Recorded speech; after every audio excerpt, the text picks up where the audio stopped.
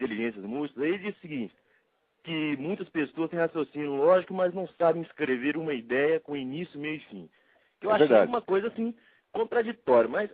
Não, é verdade. O raciocínio lógico pode ser feito mediante símbolos, como tem que raciocínio como se fosse lógica simbólica. É um nego estrutura como se fosse equações. Chega na hora de transformar aquilo em palavras, você tropeça. Você vê, alguns dos maiores filósofos da história não foram escritores bons. O próprio Aristóteles. Bom, os textos literários da história é muito bom, mas se perderam. Mas se você pegar, por exemplo, o nosso Mário Ferreira dos Santos, que é um grande filósofo, é um dos maiores do século XX, se não o maior, o Mário, na hora de escrever, se atrapalhava pra caramba, tá entendendo? Comia a palavra, esquecia o sujeito da frase. Um negócio medonho. Isso pode acontecer. Eu digo isso por experiência própria. E no segundo ele aproveitou, acho que ele aproveitou para fazer propaganda, né? Sem saber que o Bush não é grande coisa, mas fazer propaganda, que não tão conservador assim, não fazer propaganda contra o Bush, dizendo mas isso aí, os caras aproveitam, olha, se você vê aqui, propaganda de papel higiênico, né? O sujeito tá lá, papel higiênico, né? E no fim tá assim, o Bush é malvado, tá entendendo? Propaganda de camisinha, né? Tá lá, anti-Bush. Tudo é pretexto para falar mal do Bush. O Bush é de fato a besta quadrada, ele só fez tudo errado. A única coisa certa que ele fez foi invadir o Iraque, todo mundo reclama disso. De porra, assim não dá.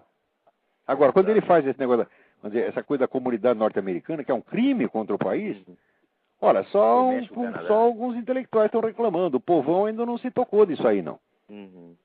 Perigo que é isso. É um perigo, né? O nego está defendendo a segurança nacional lá no Iraque e abrindo a porta aqui para entrar um monte de inimigo. Não é possível. Parece que o mundo está se brasilianizando mesmo, viu? Olha, Bush para presidente do Brasil. Depois do Lula, só o Jorge Bush. E o terceiro, o psicólogo falou que a inteligência não tem nada a ver com a moral, que eu fiquei um pouco chocado, e citou como exemplo o caso de Goebbels, que segundo ele dominava a língua alemã como Goethe. Eu achei assim... Não, dominar a língua alemã, assim, você tem um monte de garoto mongoloide que é calculador prodígio, tá entendendo? Agora, eu estudei a vida de Goebbels. O Goebbels, de fato, é um homem de alta inteligência, mas o Goebbels era louco, tarado, porra. Tá, ele, quando conheceu o tal do Hitler, ele teve uma atração por cara que não era nem gay, era um negócio idolátrico, psicótico totalmente. Não existe cara inteligente psicótico, tá aí o pessoal vive lendo Nietzsche. Nietzsche é totalmente psicótico, porra. Pois é. Quer dizer, a inteligência, vamos dizer, a inteligência no sentido operacional, mas quando acontece hoje eles chamam de inteligência, a capacidade operacional. Eu não chamo. Eu uso inteligência como capacidade de conhecer a verdade. E nesse sentido, a psicologia não tem acesso ao estudo da inteligência, porque a psicologia não pode dizer o que é verdade e o que não é. Então você estudar inteligência fazendo abstração do fenômeno verdade já é uma loucura. Mas não estou dizendo para você, ciência social, ciência humana, é tudo empulhação. E a psicologia inteira é uma empulhação. Tá? Pois é. E os gregos já sabiam disso há muito tempo, né, professor? Olha, você, veja, eles, por exemplo, acreditam que existem vários tipos de inteligência. Existe uma inteligência verbal, uma inteligência matemática, etc. Bom, muito bem. Mas acontece que todas essas, elas só são inteligências mesmo quando elas captam o que é verdade. Porque para errar, errar não é uma atividade da inteligência. É uma atividade apenas da função de que ela se serve, que pode ser a imaginação, pode ser o raciocínio lógico, etc. O raciocínio lógico pode errar tanto quanto a imaginação pode errar. Está entendendo? Tanto quanto a consciência moral pode errar, todas são funções. Agora os caras confundem em função com a inteligência mesmo. Procura um texto meu que está na minha página, que chama Inteligência, Verdade e Certeza. Eu estou explicando exatamente isso. Os caras falam, eles não têm mais ideia do que é inteligência, meu Deus do céu. Eles confundem inteligência com as funções de que a inteligência serve. Quer dizer, não tem capacidade abstrativa para perceber que existe uma função cognitiva mais alta que abarca todas essas. Tá entendendo? Beletrismo puro, né? Beletrismo. Olha, Harvard está virando uma espécie de USP. Harvard está virando escolinha do MST, só que é mais caro, tá entendendo? Harvard é o grande responsável por esse descalabro jurídico que tem aqui. Que juiz legisla, tá entendendo? A Suprema Corte inventa a lei. Tudo isso saiu de Harvard. Agora o pessoal fala Harvard de boca cheia. Harvard tanto é merda que o Mangabeira Unger foi professor lá, porra.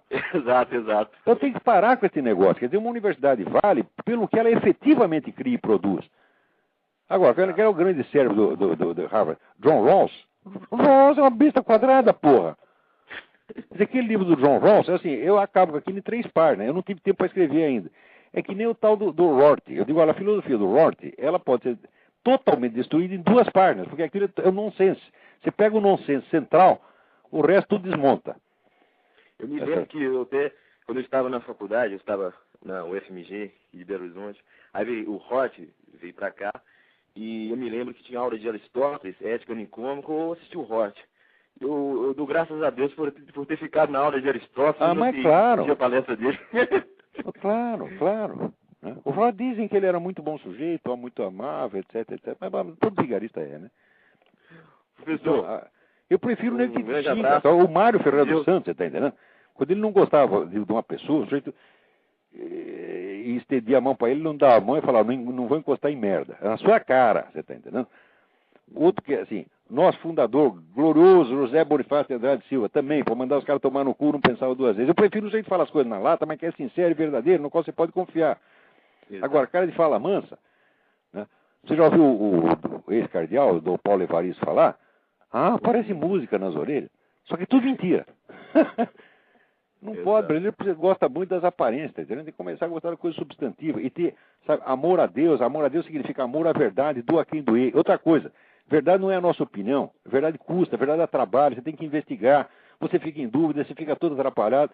Eu não vejo ninguém fazer esforço de encontrar a verdade no Brasil, só vejo pessoa forçando para defender opiniões que ela já tinha desde os 15 anos. Exato. E eu te garanto pra você, cada opinião minha custou muito trabalho. Custou muita dúvida, custou muita investigação, custou angústia, custou sofrimento, tá certo? E eu só defendo por causa disso. Agora, mesmo assim, tudo que me custou para eu descobrir alguma coisa, se provar que eu estou errado, bom, eu vou ter que voltar atrás. Agora, esses caras não, quando é 15 anos, ele aderiu uma besteira, a primeira besteira que entrou pela orelha dele, passa o resto da vida defendendo aquilo no puro automatismo, que nem Oscar Niemeyer. Acho que Oscar Niemeyer não leu 3 livros depois que se formou em arquitetura, tá certo? Uhum. Ele leu o Zé Saramago e o Zé Saramago. Tá certo? E pronto, e fica lá repetindo aquela besteirada até os 90 e tantos anos. E daí o cara dá um respeito à velhice. Eu não respeito a velhice, porque agora também sou velho, quer saber? E um velho pode mandar outro velho tomar no cu e fala, grande novidade. Eu me lembro até que humildemente, na faculdade eu já dizia que eu até gostava muito de Nietzsche, né?